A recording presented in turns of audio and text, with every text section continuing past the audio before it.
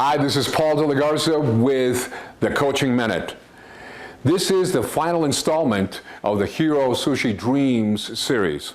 We have covered a number of different topics, all of them covering the attributes of excellence.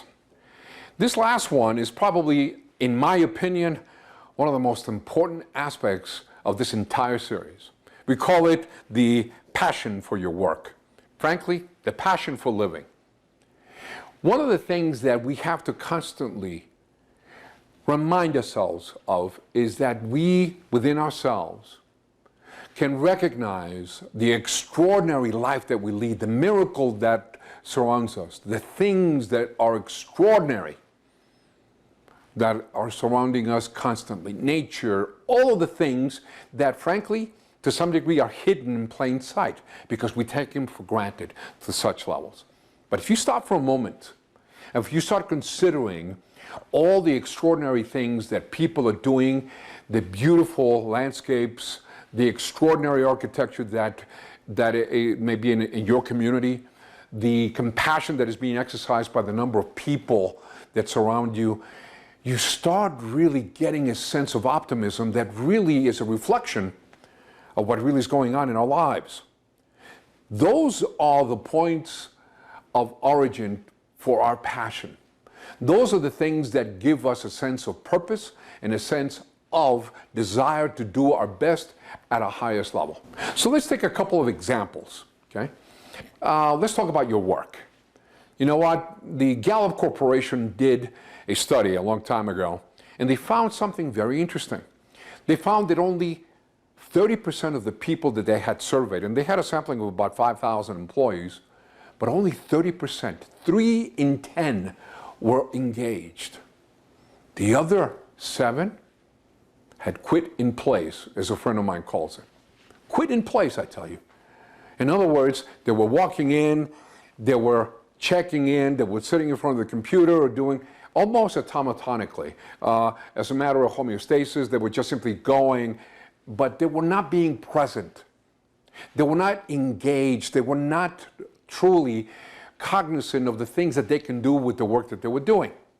So the Gallup Corporation started to look into as to what they needed that they didn't have, and they wound up looking for 4 things. Number 1 was they wanted to have an element of focus. And the focus is very, very important. What people wanted to make sure that they had is a sense of direction and structure so that they know that what they were doing was something that was, in fact, important. So I'd like to invite you to consider, do you have the adequate focus in your work that either by conversations with your manager, your supervisor, your leaders, or for that matter, if you're an entrepreneur by yourself, are you focusing on the right things? Okay? Because that focus, if you prioritize it correctly, is going to really begin to cultivate that passion. The second thing was a renewal. Renewal, you have to take a break now and then, and unfortunately what they had done is they had actually engaged a number of people in manufacturing and in administrative jobs, both of which were doing repetitive type of things, and they got into a process where they were no longer being present, almost automatic in their work, and what they needed to do is take a break. Well, I'm asking you, take a break. Pause for a moment. Get up, go get a cup of coffee, walk around, get some sun, come back. And it's interesting. Have you ever had those times when 2 and 2 is 5? Okay, then you know what I'm talking about. Here's the deal.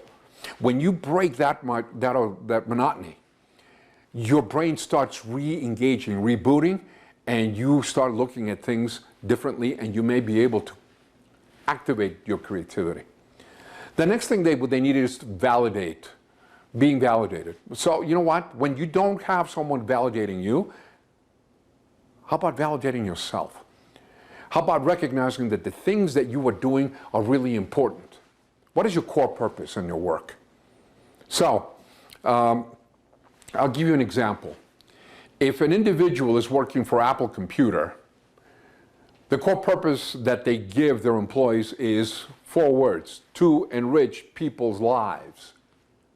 And this seems to ignite a passion because they know that everything that you do through construction of an iPhone, the design of a MacBook, the watch, or whatever they may be, is really impacting the lives of the people that they serve. If you're working for Sony Electronics, very similar, to develop technology to enrich the lives of the people we serve. Okay?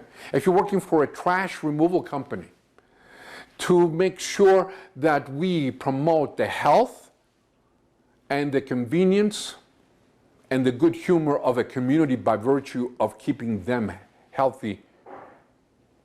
And these are contributions that we make in the jobs that we do. You have the capability of making sure that you discover that passion so that every day of your life becomes meaningful. Every day of your life is of importance not only to yourself but to the people that surround you. But it requires that you are present. It requires that you are engaged. Don't disengage. Now, there are people out there that really do not like the jobs that they're doing, just for reasonably legitimate reasons.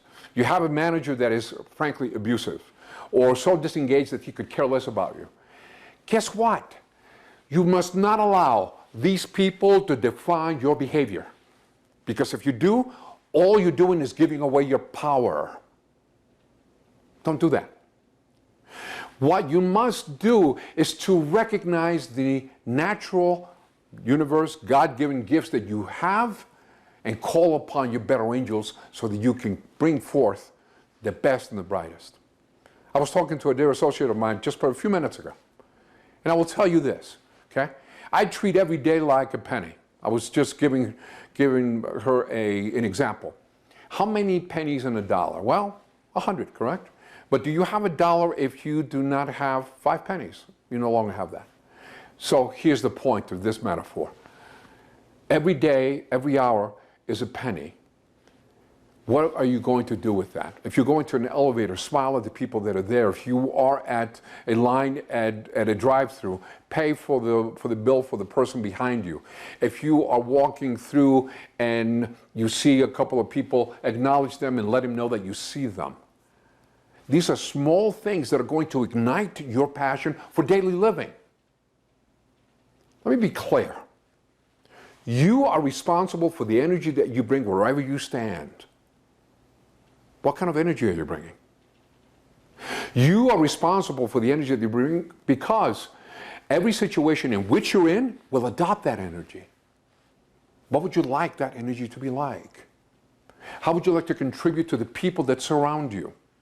Are you aware of the landscape? Are you aware of the extraordinary technology that has been developed? The beautiful kids that are playing soccer, or just take it in. And when you start doing that, it's going to remind you of your own extraordinary nature.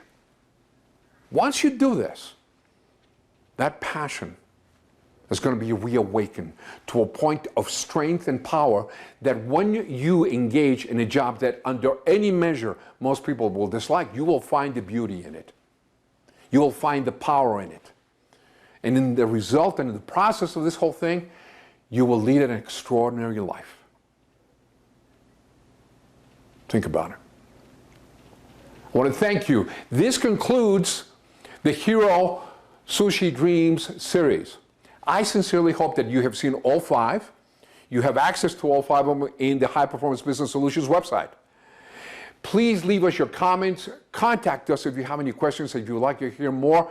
We have a book that's coming out here shortly that's called Awakenings, and that's going to be available sometime in the latter part of this year. So, thank you so much. We hope that you have found value in the offerings and the ideas that we have given you in the last coaching minutes. Take care and be well.